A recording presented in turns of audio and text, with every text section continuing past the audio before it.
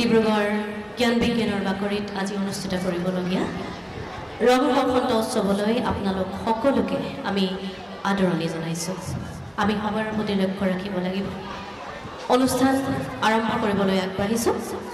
আমি প্ৰথমতে আজি মাংগলিক কাৰ্যসূচীৰে বন্তি প্ৰজ্বলনেৰে অনুষ্ঠান আৰম্ভ কৰিব লাগিব। আমাৰ মাজত উপস্থিত হৈছেহি শ্ৰদ্ধাৰ ভাস্কৰ প্ৰদীপ বৰা ছাৰ, শ্ৰদ্ধাৰ ৰাজীৱ সাহু ছাৰ আৰু শ্ৰদ্ধাৰ অনুজ প্ৰতিম বৰপূজাৰী ছাৰ। আমি তিনিওজন শিক্ষাগুৰুকে বন্তি প্ৰজ্বলন কাৰ্যসূচীত অংশগ্ৰহণ কৰিবৰ বাবে আগবাঢ়ি আহিবলৈ অনুৰোধ জনাইছোঁ। বিদ্যালয়ৰ শ্ৰদ্ধাৰ ভাস্কৰ প্ৰদীপ বৰা ছাৰ, অনুজ প্ৰতিম বৰপূজাৰী ছাৰ আৰু ৰাজীৱ সাহু ছাৰ।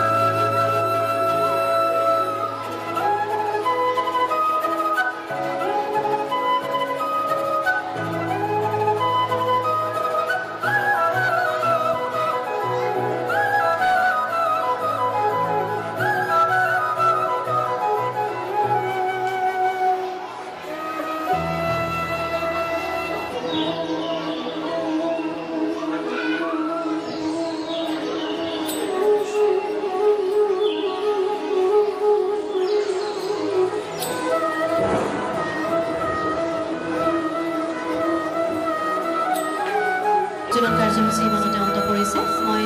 সন্মানীয় শিক্ষাগুৰুসকলক সন্মুখত আসন গ্ৰহণ কৰিবৰ বাবে অনুৰোধ জনাইছোঁ। সৰু সূতাৰ চেলেংখনি বৈ দিয়া সৰু ভনী হুঁচৰি গাবলৈ যাওঁ গোবিন্দাই ৰাম।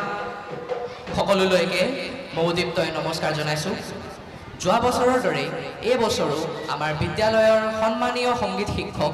নৱ সোণোৱাল ছাৰে তেওঁৰ সৰস্বতী বন্দনাৰে অনুষ্ঠানটি আৰম্ভ কৰিবলৈ সাজু হৈছে। অনুষ্ঠান আৰম্ভ কৰিবলৈ ছাৰক মই মঞ্চলৈ আমন্ত্ৰণ জনালোঁ।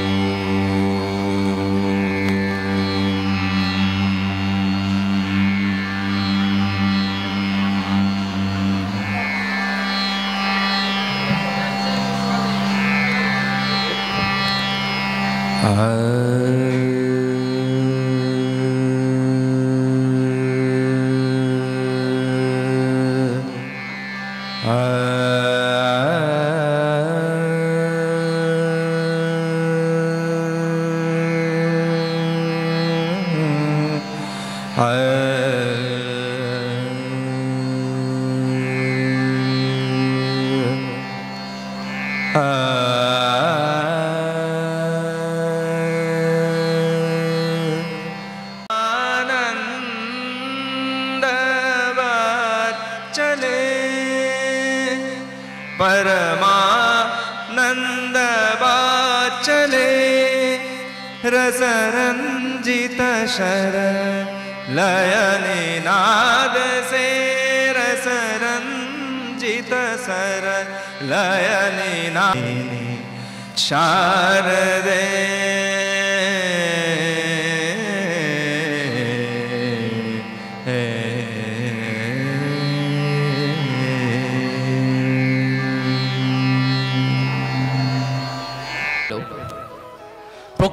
বুকুলৈ পৰিৱৰ্তন আহে লথঙা গছ লতাৰ কোমল কুহিপাতে মধুৰ দিনৰ আগমনৰ সূচনা কৰে কুলি কেতেকী মইনা সখীয়তীৰ মধুৰ কাকলিয়ে প্ৰকৃতিৰ বুকুত তোলে চন্দৰ মূৰ্ছনা প্ৰকৃতিৰ হে বিপুল পৰিবৰৰ সময়তে ৰঙালী বিহু উদযাপন কৰা হয় আপোনালোকেনো বাৰু বিহুৰ বিষয়ে মোৰ মুখেৰে আৰু কিমান শুনিব আহকচোন আমাৰ বিদ্যালয়ৰে পঞ্চম শ্ৰেণীৰ ছাত্ৰী ৰূপচিকা শইকীয়াৰ মুখেৰে বিহুৰ বিষয়ে দুআষাৰ শুনো ৰূপচিকা শইকীয়াক মই মঞ্চলৈ আমন্ত্ৰণ জনালোঁ ঐ বিহুৰে মমি ঠাই মাত বিহু থাকে মানে বিহুকে বিনা বাঐ ঐ বিহু গলে বিনা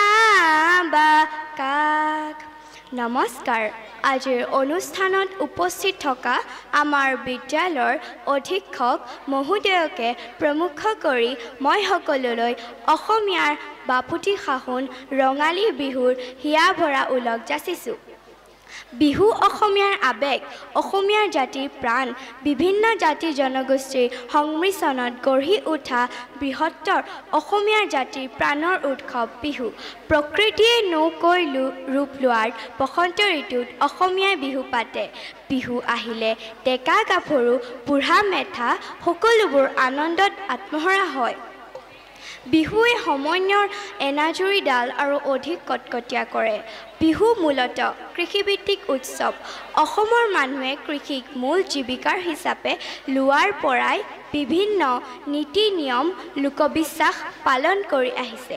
কালক্ৰমত এই সকলোবোৰ মিলি বিহু উৎসৱত পৰিণত হয় প্ৰথম অৱস্থাত বিহুত ডেকা গাভৰুৱে মিলি পথাৰত বা গছৰ তলত নৃত্য কৰিছিল পাছলৈ আহোম স্বৰ্গদেৱে ৰংঘৰৰ বাকৰিলৈ নিয়াৰ লগে লগে বিহুৱে আনুষ্ঠানিক মৰ্যাদা লাভ কৰে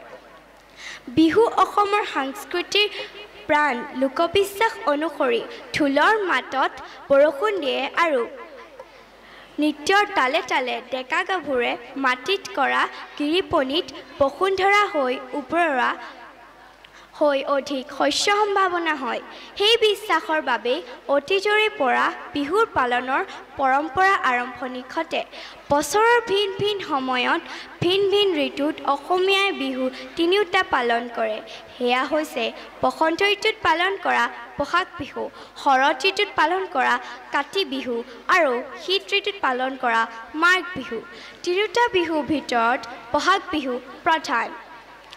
বসন্ত ঋতুত প্ৰকৃতিয়ে বৰণ সলাই ন ৰূপ ধাৰণ কৰে গছে পাত সলাই কুঁহি পাত মেলে প্ৰকৃতি ফুলে ফলে জাতিষ্কাৰ হৈ উঠে এনে সময়তে অসমীয়াই পালন কৰে বহাগ বিহু 7 দিন ধৰি চলে বহাগ অসমীয়াৰ আয়ুস ৰেখা হোৱাৰ বাবে ৰূপচিকা শইকীয়াক মই ধন্যবাদ জনালোঁ